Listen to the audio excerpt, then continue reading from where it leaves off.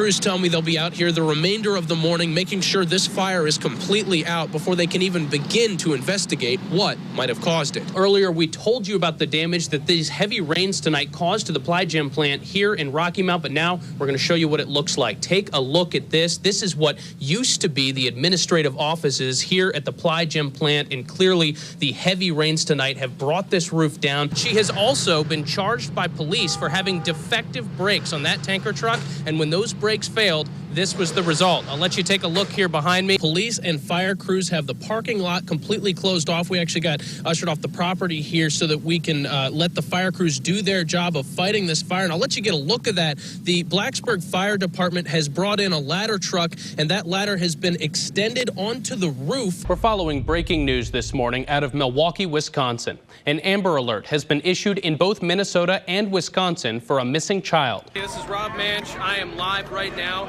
in Charlottesville, Virginia, where an alt-right rally is underway. Police are currently trying to break it up. The fire has been completely put out at this point, but as you can see, there are crews still on scene because they have to vent the smoke out of the building. We're going to turn back now to some breaking news that we've been following this morning about a fire in Castleton where crews are battling those flames right now. And as you can see here behind me, there's actually someone pulled over right now on Route 581 in Roanoke. So just more evidence that police are out in force this weekend. Both candidates have started a campaign of negative attack ads that are likely going to be a large point of discussion in tonight's event. WDAY is following some breaking news this morning. We're continuing our coverage of a man who's still on the loose after stealing a vehicle and thought to have a handgun. All those homeowners woke up this morning to a foamy river and hundreds of dead fish. And this chemical has been identified at this point as Termix. It's an herbicide, but I'll step out of the way here so you can get a look at the river. Police just left the scene here on Summit Drive in Northwest Roanoke, and if you can see it here behind me,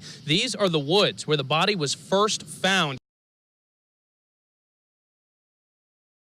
When I met with Jerry Falwell Jr. today, he spoke candidly about his remarks last week, saying he doesn't regret anything he said about Muslims or about his opposition to the president's push for more gun control.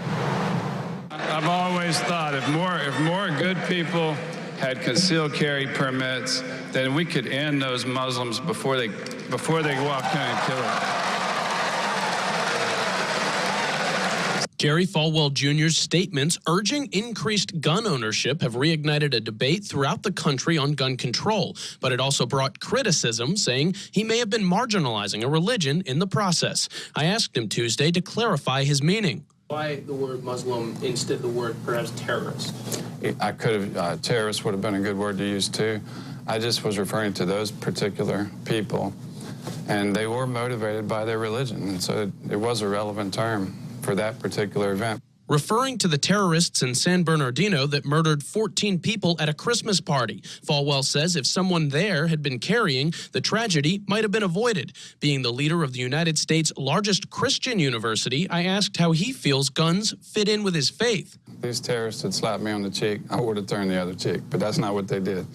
Jesus in Luke 22:36 said to his disciples, if you have to sell your coat to buy a sword, do it, because he knew trouble was coming. Students at Convocation Friday cheered Falwell's comments. Student class president Quincy Thompson says he supports the president, and being on one of America's only college campuses that allows students to carry guns actually makes him feel safer. I'm assured that, in light of anything that would happen, that there would be students that are, have gone through the necessary procedures, that have gotten their permits, that would be able to respond to situations like that appropriately. Since Friday, Falwell says around 100 students have called to sign up for Liberty's concealed carry class. I know many students are appreciative, and I plan on taking that class myself here next semester. Falwell says he wouldn't take back what he said. He just wishes the crowd hadn't drowned him out in support. But that's the only regret. I just wish I'd said it louder. Liberty plans to allow students to bring guns into their dorm rooms starting next spring, and Falwell says he hopes that other schools follow in their footsteps. In Lynchburg, Rob Manch, WSLS 10. In an exclusive interview, I had the opportunity to speak with West Fargo Superintendent Beth Sleddy about the next steps she's taking to address the fear and student safety concerns that Moser left behind. In a year where 6 students in her schools were victimized through the app Snapchat, West Fargo Superintendent Beth Sleddy tells me safety begins at home. My biggest ask of parents is to just be vigilant and to let us know if there is something that just doesn't seem quite right. Sleddy made a direct appeal to those parents in a first-of-its-kind forum last August. Was it because we are so out of touch that we don't even know what a predator in 2018 looks like? That predator was 7th grade teacher Shannon Moser, who used social media to send nude photos to 6 different teens. Maybe explain to me what the policy for teachers in the school system is in terms of their use with social media and the students. We do provide the staff with a policy that tells how they should behave and act. I think our policy is strong with the social media. However, there are times where people don't follow the policy, and then we have to follow up with action. In Moser's case, that action began with a talking to in the principal's office just weeks after the beginning of the 2017 school year, after staff spotted her hanging out with 8th graders during lunch. But it was only 2 months later that Shannon Moser was spotted here at Family Wellness playing basketball with an 8th grade boy and reportedly getting inappropriately physical with him. Moser was put on an improvement plan, banning her from spending time with 8th graders and from participating in after-school activities, but it didn't stop her from contacting students with the phone in her pocket. Has there ever been consideration of like an all-out ban between students and teachers communicating over social media? It doesn't make sense to have a policy that isn't going to be monitored. So a policy has to be achievable and has to be a reasonable expectation. Sleddy says the school system isn't considering any changes to policies around social media. What they are doing is putting $4.1 million towards safety improvements, including training for teachers. It is more than something you put a dollar on. It's how we structure our schools. It's the culture and climate that we create when we're working with children and with young adults. Sleddy hopes that change in culture and climate can keep children from ever becoming victims again in West Fargo Public Schools. Rob Manch, WDAY News.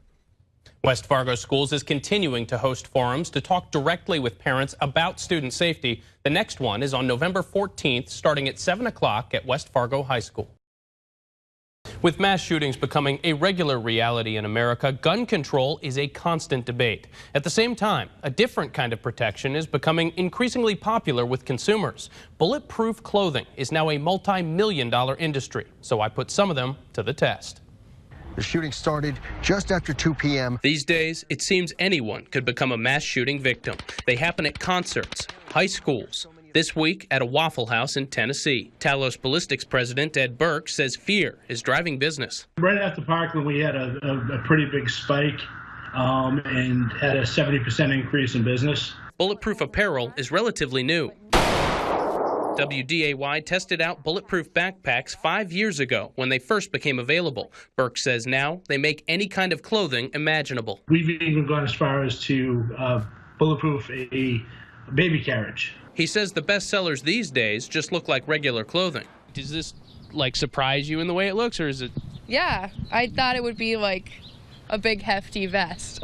Yeah. But that just looks like a normal, like nice vest that people would wear. Some, like MSUM student Cora Sather, were shocked at the vest. Others see it as a grim reminder of reality. It's not surprising that they're making it. It's surprising that we need it.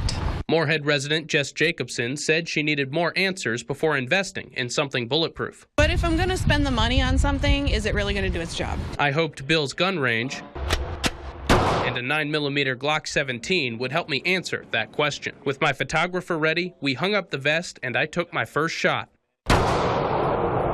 So now the moment of truth. Let's open up the vest and see if the bullet went through. It looks like the material completely stopped the bullet from penetrating. We also tested an undershirt the company makes with the same result, but evidence of the bullet's impact was still there.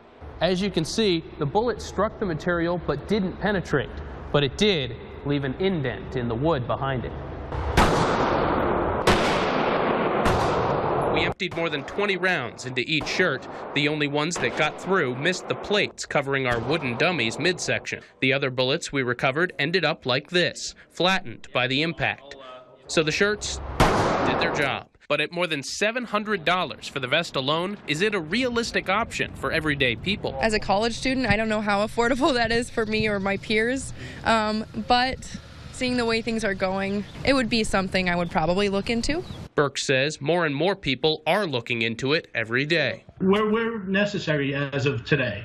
And yes, with the lack of change in gun control, it's going to get worse before it gets better. Well, the clothing is meant to stop handguns, but Burke says they're not designed to stop rifle fire like from an AR-15. He says right now the cheapest option his company offers is a bulletproof plate to put in a backpack or briefcase for about $100.